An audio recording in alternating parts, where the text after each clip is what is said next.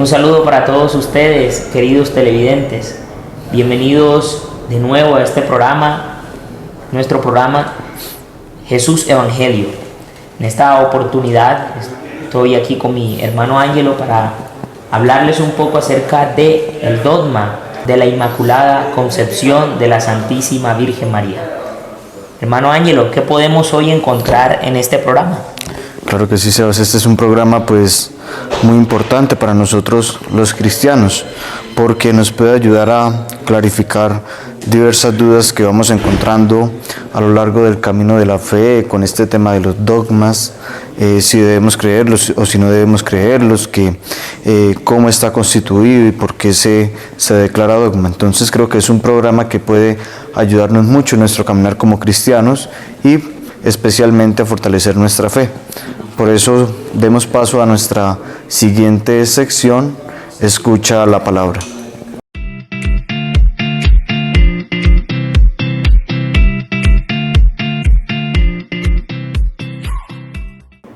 En el Evangelio de San Lucas se nos narra la anunciación que le hace el ángel Gabriel a la Santísima Virgen María. Vemos cómo María, una humilde joven, se aturde al principio porque no entiende bien lo que el ángel le revela, pero vemos cómo María abre su corazón y acoge el designio de Dios.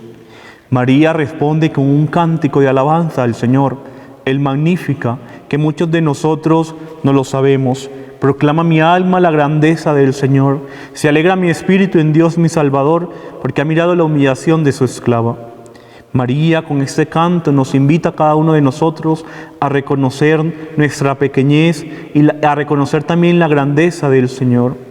Cómo el Señor es grande y cómo nosotros nos hacemos cada vez pequeños cuando vamos haciendo las obras que el Señor nos pide a los demás. La Anunciación también nos invita a cada uno de nosotros a convertirnos en aquellos que acogen la palabra del Señor y la ponen en práctica. Eso es lo que hace María. Después de haber encarnado en su seno a Jesús de Nazaret, María va donde su prima Santa Isabel y le comunica también el misterio que el Señor ha hecho en ella. Isabel reconoce que María ha sido elegida y le dice: ¿cómo es posible que la Madre del Señor venga a mí? Hoy María también quiere visitarnos a cada uno de nosotros. Que al reconocer esa visita que María nos hace a cada uno de nosotros, entendamos nosotros que la grandeza de cada uno está en que cuando servimos al Señor, en que cuando servimos a los demás con alegría. María nos enseña que ella es la madre, pero también es la discípula que se pone en camino a servir al otro. Sirvamos pues con alegría en esta fiesta de Santa María, la Inmaculada Concepción, a aquellos hermanos que tanto necesitan de nosotros. María se convierte en aquella mujer solidaria. María se convierte en aquella cristiana que lleva a Jesús. Es María pues el primer sagrario de la alegría de la salvación que el Señor hace a la humanidad. Vivamos pues a ejemplo de María. Comuniquemos las grandezas que el Señor hace en cada uno de nosotros. Reconozcamos pues que el Señor se fija en cada uno de nosotros, de que la grandeza del Señor también está en que cuanto nosotros nos volvemos disponibles a su palabra.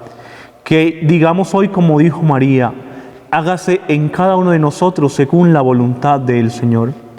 Que seamos pues esos evangelizadores que llevemos a tiempo y a distiempo la alegría del Evangelio, tal como María lo hizo a su prima Santa Isabel.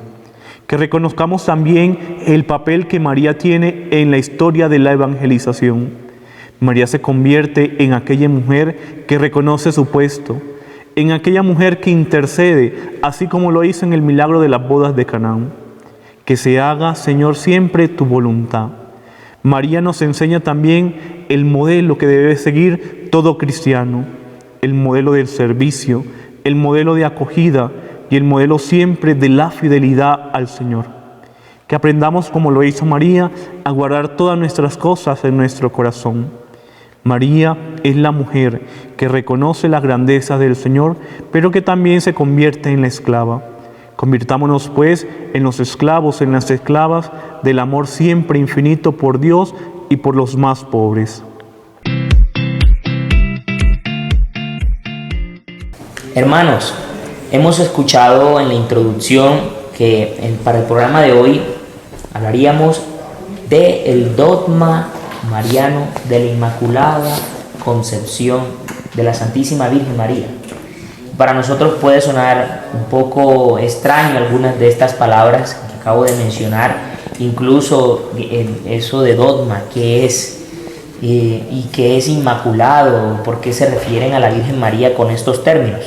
La idea es que en este programa y en esta sección podamos conocer estos términos, por qué se le acuñan a la Virgen María, y podamos conocer la historia de estas características, de estas virtudes que están presentes en la Santísima Virgen María a lo largo de toda la historia, y también vamos a hablar en el programa de todo ello. Por eso, en este momento, para dar como una introducción y empezar a hablar precisamente de la historia, le doy la palabra a mi hermano Ángelo para que él empiece explicándonos a qué nos referimos cuando decimos Inmaculada Concepción de María. ¿Qué es eso? ¿Qué nos puede decir la Iglesia acerca de la Inmaculada Concepción? Y podemos también entender en la historia cómo se ha visto esto revelado en la Iglesia al pueblo de Dios. Bueno, Sebas, partamos de que alrededor del siglo XII nuestro pueblo, nuestra gente, nuestros fieles hablaban mucho de este tema, especialmente de la Inmaculada Concepción de María. ¿Y qué podemos entender por inmaculado? La palabra inmaculada inicia con un prefijo que es in, que hace referencia a algo negativo, por decirlo así de una manera, un no. Y maculado es cuando hablamos de mancha, es decir, que no hay mancha. Esto es lo que quiere decir la palabra inmaculada. Inmaculada Concepción, que la Virgen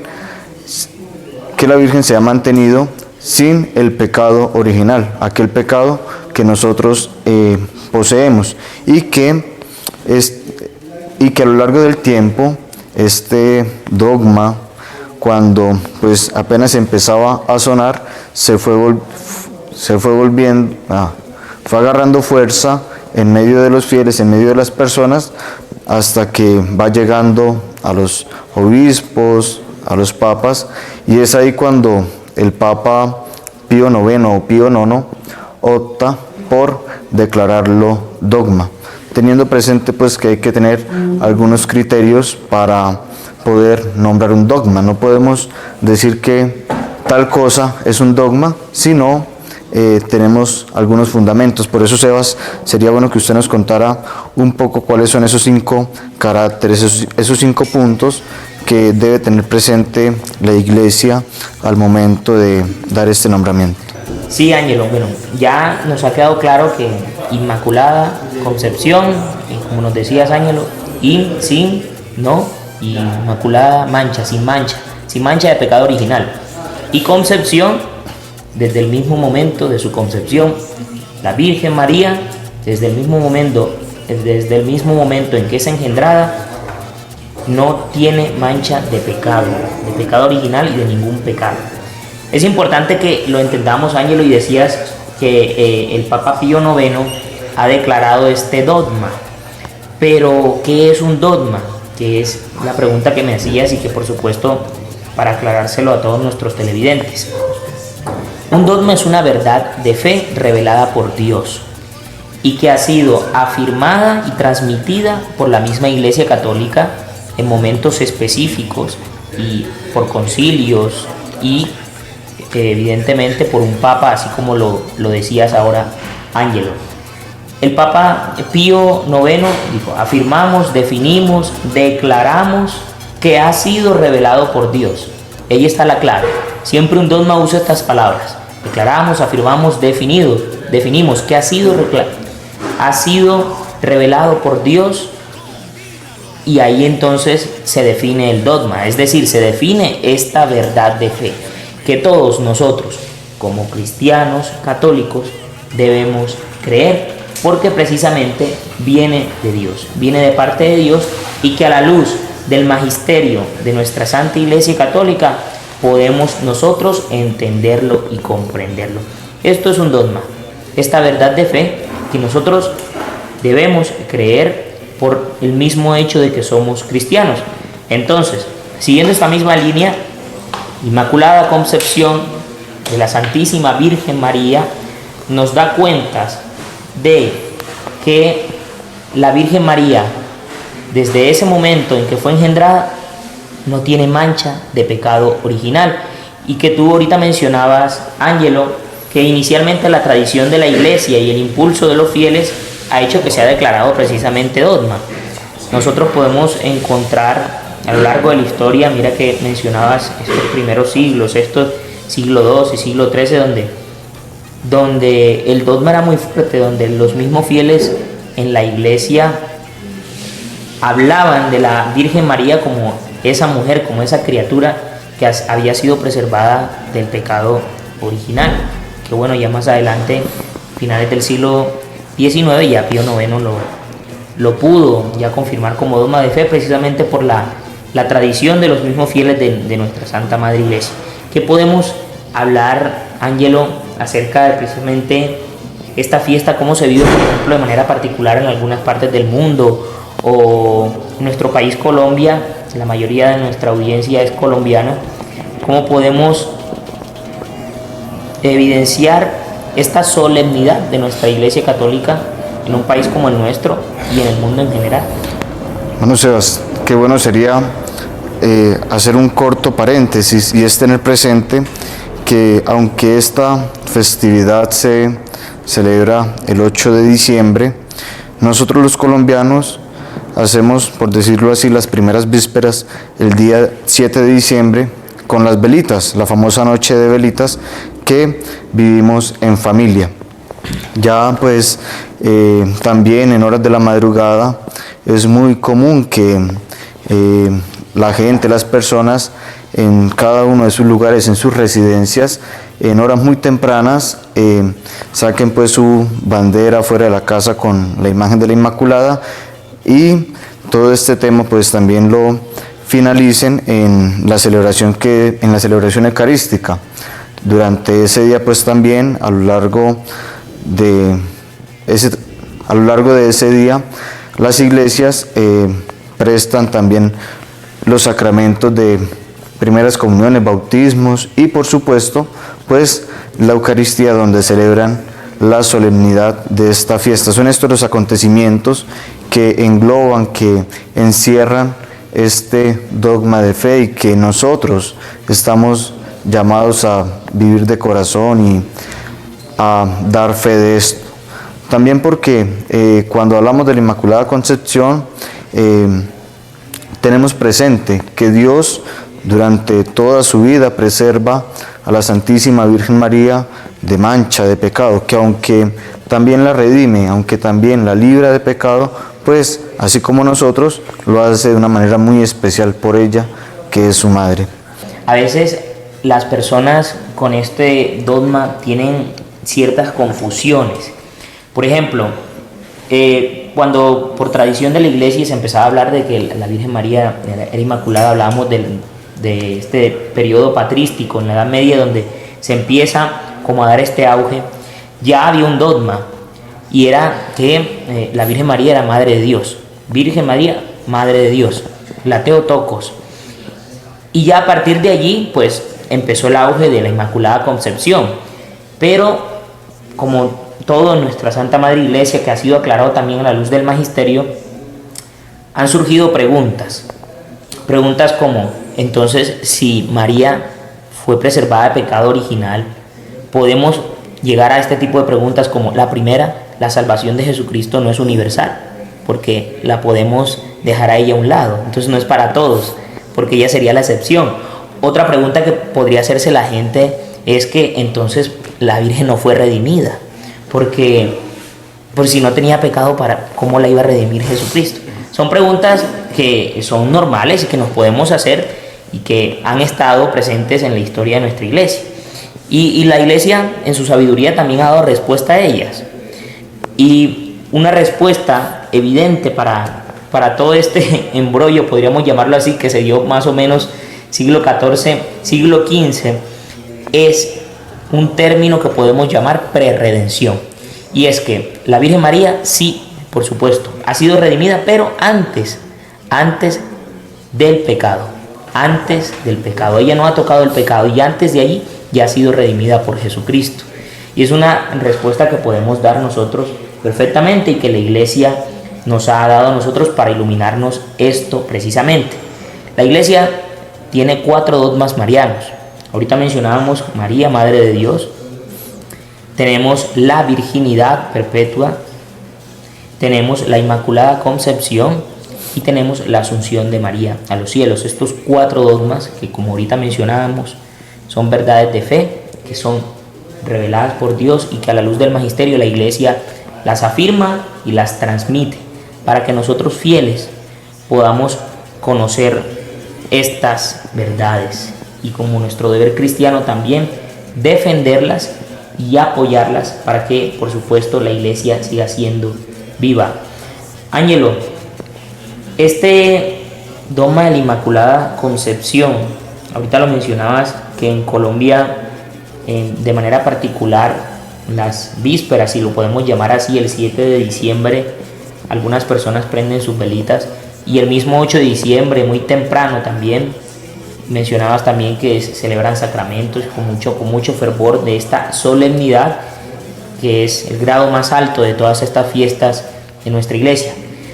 ¿Qué podemos nosotros decir acerca de estas velitas? Porque hay gente que dice, prendamos esta velita, o no tiene ningún sentido prenderlas, o piensa que de pronto la casa se ve bonita con ellas, o dicen vamos a pedir un deseo.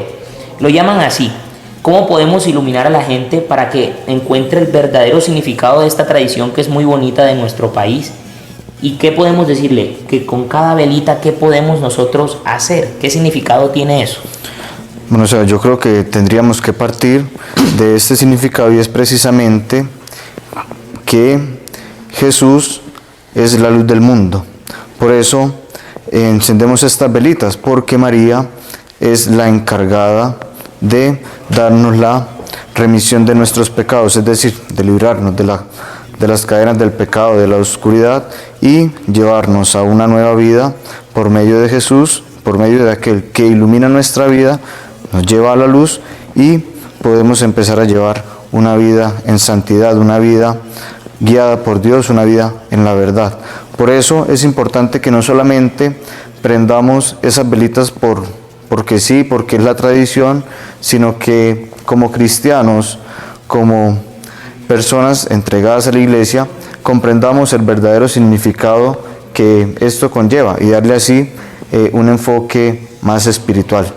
Que no se quede solamente en la tradición, sino que al encender esas velitas, sea María también quien encienda en cada uno de nosotros, en la luz de nuestros corazones, a Jesús, que está próximo también a nacer nuevamente en nuestros corazones. Qué bueno que mencionas lo del nacimiento de Jesús, porque la Iglesia en su organización también, como lo digo, en su sabiduría, este 8 de diciembre no está puesto al azar. Y es que Pío IX, cuando declara este dogma, lo hace también pensando en que 9 meses después celebra la Iglesia el nacimiento precisamente de la Virgen María. Todo está como organizado para que se dé de esa manera. Y que la Virgen María es esa que trae esta luz al mundo, esa mujer, esta criatura, la obra perfecta de esta redención que mencionábamos ahorita, Ángelo, es la Virgen María, es la obra perfecta, la obra maestra de esta redención. Las personas también, por ejemplo, pueden preguntarse,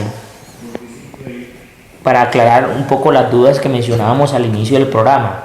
Ya aclaramos, por ejemplo, la de la redención, y ya descubrimos, ya afirmamos de que evidentemente sí fue redimida.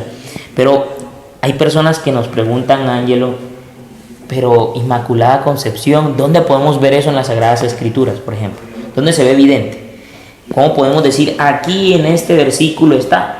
Porque a veces somos atacados de cierta manera o somos interpelados por algunas corrientes protestantes que quieren de pronto, por ignorancia, llevar la contraria acerca de estos dogmas de fe, o a veces también porque repiten lo que otros han dicho y no tienen el conocimiento. Aclarémosle entonces un poco a nuestra audiencia. Mire, hay distintos versículos en las Sagradas Escrituras, Ángel, que no nos van a decir de manera explícita: la Virgen María es inmaculada desde el momento de su concepción.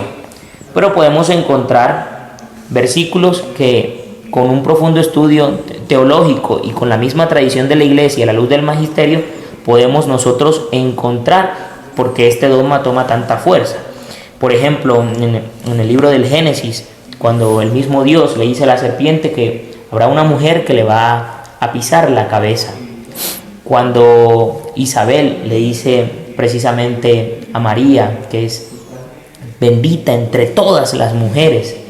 Y mi favorita a modo personal, cuando el ángel visita a María, que le dice la llena de gracia, Keu Karitomene, que es esta palabra en griego que tiene un significado profundísimo, la llena de gracia. Ángelo, como para ir concluyendo y ir cerrando esta sección de este programa, a lo largo de esta historia que hemos ya hablado de este dogma, de cómo lo hemos evidenciado en la Sagrada Escritura en distintas partes, de cómo se ha vivido a la luz de la tradición en nuestra iglesia colombiana y a través de los siglos, en la Edad Media, de que este dogma puede tener, como todo dogma, ¿no?, sus inquietudes, sus preguntas, pero que también la iglesia ha dado respuesta. A día de hoy, ¿qué podemos decirle nosotros a los televidentes? Teniendo en cuenta que todos nosotros no somos inmaculados, que no hemos sido preservados de esa mancha del pecado original, pero que por supuesto sí participamos de esa redención de Jesucristo. ¿Cómo podemos nosotros tener a la Virgen María como ejemplo, como imagen, para que podamos seguir este camino que por supuesto todos queremos, que es llegar al cielo? Claro que sí, sabes, y sería bueno partir de que la Virgen María también comparte con nosotros la condición humana.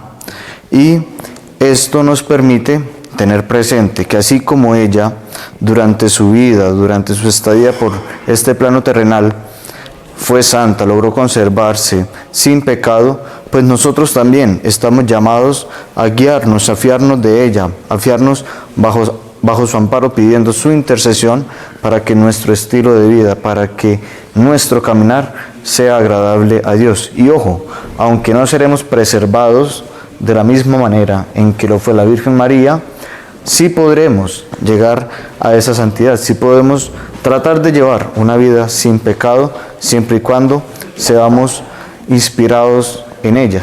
Tengamos presente que María para nosotros es una madre, y que una madre siempre busca lo mejor para sus hijos. Por eso, no dudemos en acudir a ella, en presentarnos a ella, para que sea ella la que nos guíe, la que nos acompañe. Que hoy, 7 de diciembre, podamos todos nosotros, a ejemplo de esta mujer santa, de esta mujer que ha tenido grandes virtudes, reconocer en nosotros que podemos también imitarla, que podemos nosotros también llevar esas virtudes en nuestra vida de cristianos, que podamos nosotros ser el ejemplo también de entrega, de servicio, de obediencia, del sí que le demos a Dios, del hágase tu voluntad, que sea constante en nuestras vidas, en cada una de nuestras vocaciones, en cada una de nuestras labores diarias, en cada uno de los acontecimientos, que podamos reflejar esta santidad y que por supuesto hoy, queridos hermanos, vivamos estas vísperas de esta solemnidad de la Inmaculada Concepción y que, como decías ahorita, Ángelo, que podamos encender esos cirios, que en ellos pongamos nuestras intenciones a nuestra Santa Madre para que ella se las lleve a su Hijo Jesucristo, que podamos también orarle, que podamos hacer un rosario cada vez que prendamos esos cirios, un Ave María, pidiéndole al Señor que nos ayude y que nos ilumine este camino de vida cristiana. ¿Qué te parece, Ángelo, entonces, si damos paso a nuestra siguiente sección en este programa, Conoce un corazón?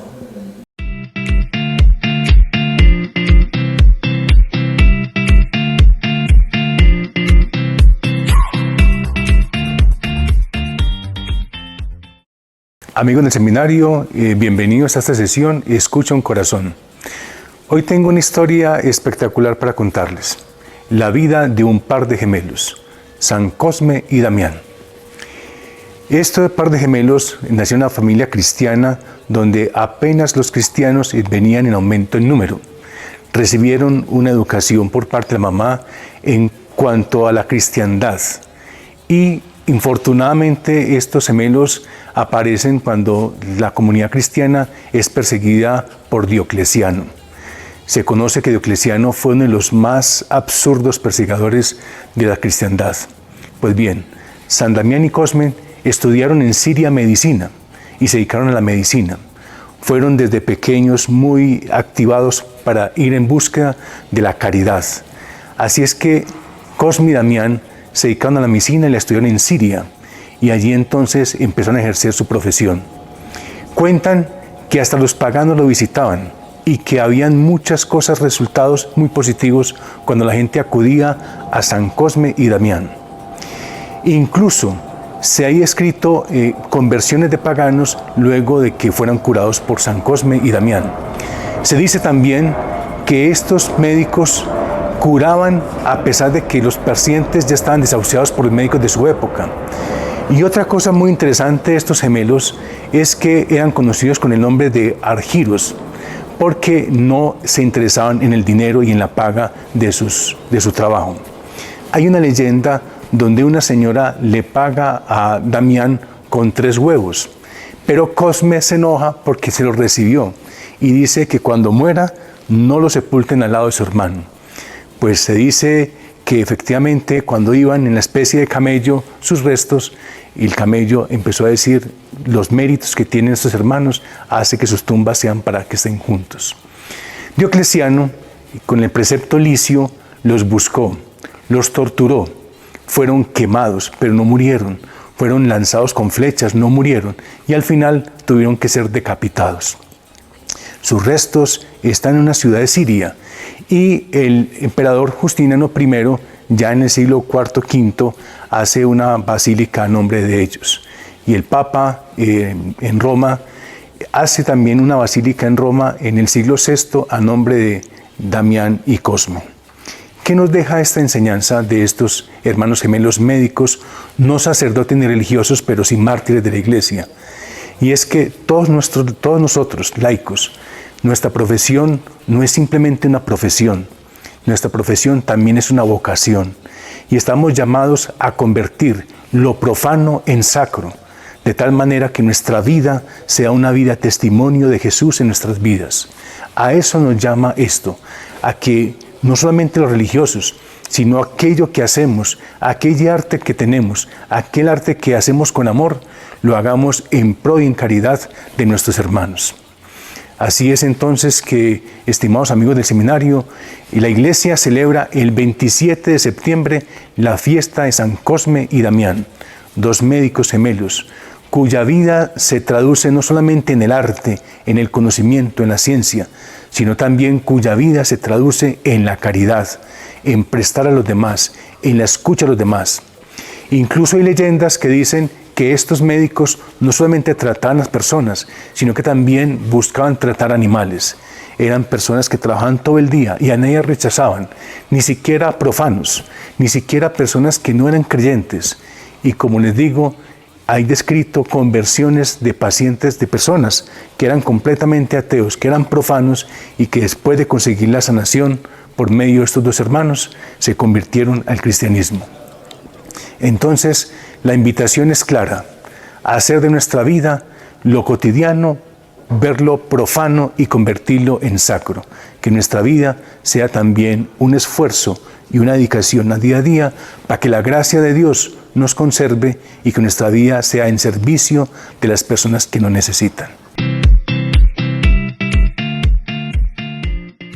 Bien, queridos hermanos, vamos concluyendo ya este programa importante sobre la Inmaculada Concepción, donde hemos clarificado con ustedes y para ustedes todas estas dudas que se pueden ir presentando detrás de un dogma, detrás de una verdad de fe, y pues teniendo presente este acontecimiento importante donde María es preservada del pecado, donde María donde comparte su condición humana con nosotros, no alcanza el pecado. Sebas, qué bueno haber compartido este espacio con usted. Lo invito ahora para que extendamos la invitación a nuestros televidentes para que nos sigan a través de las redes sociales. Claro que sí, Ángelo.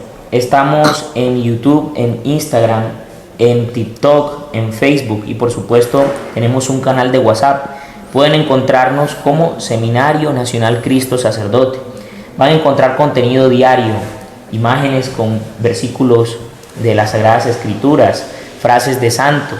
También las actividades que vivimos aquí en el seminario para que todos ustedes estén al tanto de todo lo que realizamos aquí y por supuesto también podamos llevar un mensaje evangélico a cada uno de ustedes en cada uno de sus hogares y trabajos. Así que por supuesto síganos en estas redes sociales y nos vemos en una nueva oportunidad, en un nuevo programa. Que el Señor los bendiga.